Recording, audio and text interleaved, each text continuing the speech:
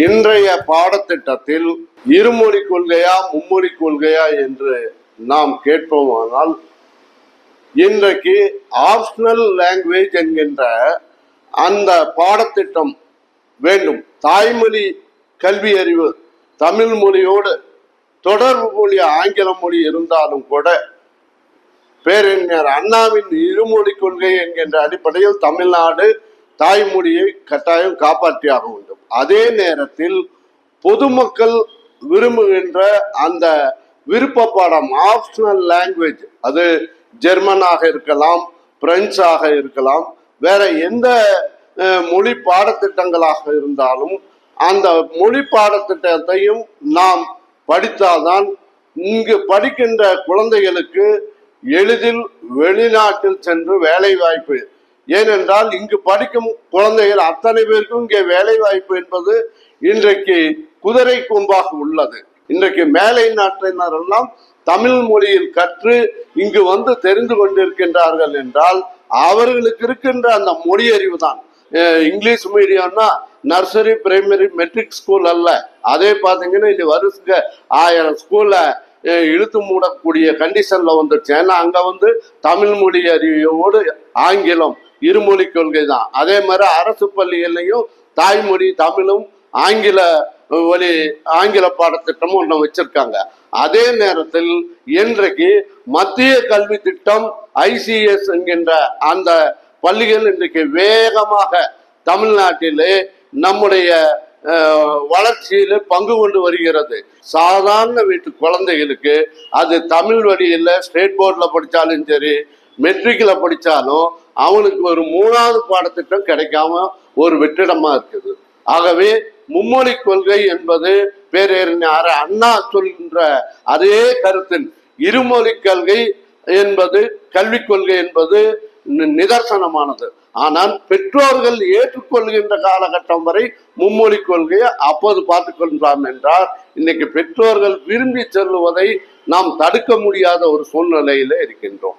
இந்த தமிழ்நாட்டில் இங்க பிறந்தாலும் சரி, இங்க வந்து குடியிருந்தாலும் தமிழக கல்வி திட்டத்துல என்ன பாடம் இருக்கின்றதோ அதை நாம் கற்றுக்கொள்ள வேண்டும். தமிழ் மொழி அறிவு என்பது இன்னைக்கு உலகம் முழுவதும் வேகமாக வரக்கூடிய அந்த மொழியை அழிப்பதற்கு யாருக்குமே உரிமை இல்லை. அதே பொதுமக்கள் விரும்புகின்ற பாடத்திட்டங்களை படிப்பதற்கு தடுப்பதற்கும் யாருக்கும் உரிமை இல்லை.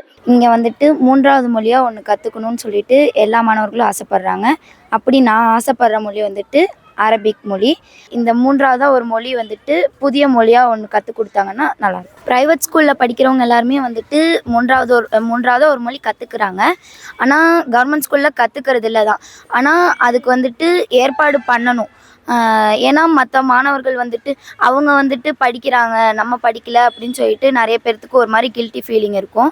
அது இல்லாமல் பார்த்துக்கணும். அதுக்கு வேண்டி இன்னொரு மொழி கவர்மெண்ட் ஸ்கூல்லையும் கற்றுக் கொடுக்குற மாதிரி ஒரு சூழ்நிலையாக வரணும். எனக்கு தேர்ட் லாங்குவேஜாக ஹிந்தி கற்றுக்கணும்னு ஆசை. ஏன்னா நான் IFS ஆகினா அங்கே நிறைய ஹிந்தி மக்கள் தான் இருப்பாங்க. அதனால் எனக்கு கம்யூனிகேஷனுக்கு ஹிந்தி லாங்குவேஜ் எனக்கு ஹெல்ப்ஃபுல்லாக இருக்கும். இப்போது எங்கள் ஸ்கூலில் இங்கிலீஷ் லாங்குவேஜ் கூட இப்போ கொண்டு வந்திருக்காங்க. ஏன்னா அது வேர்ல்ட் லாங்குவேஜ் நாங்கள் எங்கே போனாலும் அது யூஸ் ஆகும். அதே மாதிரி ஹிந்தி கொண்டு வரனாலும் நான் வேலை செய்கிறதுக்கு போனால் கூட அது எனக்கு யூஸ் ஆகும். நாங்கள் சின்ன வயசுலேயே கற்றுருந்தால் கொஞ்சம் ஈஸியாக இருந்திருக்கும். ஏன்னா இப்போது பெருசாகி ஹிந்தி கற்றுக்கும் ரொம்ப டைம் எடுக்கும். டைம் ரொம்ப இதாகும் போது டைம் வேஸ்ட் தான். இது சின்ன வயசுலேருந்தே கற்றுக்கிட்டு வந்தால் கொஞ்சம் ஈஸி இல்லை. ஏன்னா இப்போ அங்கே போய் கற்றுக்கும்போது கொஞ்சம் நர்வஸ் ஆகும், ஏதாவது மிஸ்டேக் நடக்கும். அதான் நான் 3வதா ஒரு மொழியை கற்றுக்கணும் அப்படின்னா நான் ஹிந்தி கற்றுப்பேன். எனக்கு ஏற்கனவே ஒரு ஆசை இருந்துச்சு ஹிந்தி கற்றுக்கணும் அப்படின்ட்டு. ப்ரைவேட் ஸ்கூலில் இருக்கிறவங்களுக்கு கற்றுக்குறாங்க, எங்களால் கற்றுக்க முடியல. அது வெளியில் காசு கொடுத்து கற்றுக்கணும், இங்கே காசு இது ஈஸியாக கற்றுக்கலாம் அப்படின்னு சொன்னாங்க. எனக்கு அது ஒரு ஆசை, அது ஹிந்தி கற்றுக்கணும் அப்படின்ட்டு. இதே மாதிரி எங்கள் ஸ்கூலில் நிறைய பேருக்கு நிறைய ஆசை இருக்கும். இதில் மேலே இருக்கிறவங்க இதை பார்த்து கொஞ்சம் அரேஞ்ச் பண்ணிங்கன்னா நல்லாயிருக்கும். கவர்மெண்ட் ஸ்கூலில் இருக்கிறவங்க இது மாதிரி கற்றுக்கிட்டாங்கன்னா நிறைய அவங்களுக்கும் யூஸ் ஆகும். ப்ரைவேட் ஸ்கூலில் அவங்க ஃபீஸ் கட்டுறதுனால அவங்களுக்கு சொல்லித்தராங்க. இதே எங்கள் ஸ்கூலில் கவர்மெண்ட் ஸ்கூலில் இப்போல்லாம் இருக்கிறதுனால அவங்களுக்கு இதெல்லாம் கற்றுக்க முடியாது, இதெல்லாம் பெரியவங்கள தான் கற்றுக்க முடியும், பெரிய காசு இருக்கிறவங்க தான் கற்றுக்க முடியும் அப்படின்னு அவங்களுக்கும் தோணும்.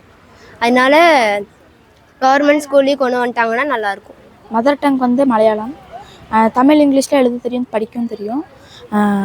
கவர்மெண்ட் ஸ்கூலில் வந்துட்டு இப்போ வந்துட்டு 3வது லாங்குவேஜாக மலையாளம் கொண்டு வந்தாங்கன்னா எனக்கு யூஸாக இருக்கும். வெளியே போய் படிக்க வேணாம், வெளியே போனால் காசு கேட்பாங்க, எல்லாருனாலும் முடியாது. அதனால் இதே மட்டும் கவர்மெண்ட் கொண்டு வந்தால் நல்லாயிருக்கும். இப்போ வந்து கவர்மெண்ட் வந்து ஒரு 3rd லாங்குவேஜ் அப்படி ஏதாச்சும் கொண்டு வர ஆரம்பித்தா நான் வந்து ஃப்ரெஞ்சை தான் சூஸ் பண்ணுவேன். ஏன்னா அது வந்து எனக்கு பிடிச்ச மொழி. அதை தவிர்த்து வெளிநாட்டுக்கு போனால் அது கொஞ்சம் எனக்கு யூஸ் ஆகும். மற்றபடி என்னோடய ஒரு ஒரு வயசுக்கு நான் போகிற ஸ்டடீஸ்க்குலாம் அது ரொம்ப யூஸ் ஆகும். அந்த மாதிரி இப்போ எனக்கு வந்து வெளில தனியாக ஃப்ரெஞ்சு கற்றுக்கிறது எந்த ஒரு இதுவும் இல்லை, அந்தளவுக்கு வசதி இல்லை. ஸ்கூலில் இந்த மாதிரி 3rd லாங்குவேஜான ஃப்ரெண்ட்ஸை கொண்டு வந்தால் நல்லாயிருக்கும். எனக்கு மட்டும் இல்லை, மற்ற எல்லாத்துக்குமே நல்லா. இப்போ வந்து எனக்கு தமிழ் எழுத தெரியும், இங்கிலீஷ் வரும். இப்போ எனக்கு 3rd லாங்குவேஜ் எது எனக்கு எழுத ஆசைனா தெலுங்கு. ஏன்னா அது மதர் டங் எனக்கு. ஆனால் எனக்கு பேசியும் வராது, எழுதியும் வராது. இப்போ இது கற்றுக்கிட்டேன்னா எனக்கு ஃப்யூச்சரில் உதவும் அப்படின்னு சொல்லி நான் நினைக்கிறேன். இப்போ வந்து கவர்மெண்ட் ஸ்கூலில் இந்த மாதிரி சொல்லித்தராங்கன்னு சொல்லியிருக்காங்க. இப்போ நம்ம ப்ரைவேட்டில் போய் கற்றுக்கிறது பே பண்ணி கற்றுக்க முடியும், அது பாதி பேரால் முடியாது. இப்போ கவர்மெண்ட்டில் பண்ணும்போது நம்மளுக்கு நிறையா ஃப்யூச்சர் இது கிடைக்கும். இது நல்ல திட்டம் தான். இதே நல்லா ஃப்யூச்சர் இது பண்ணாங்கன்னா எல்லாத்துக்கும் ஹெல்ப்ஃபுல்லாக இருக்கும்.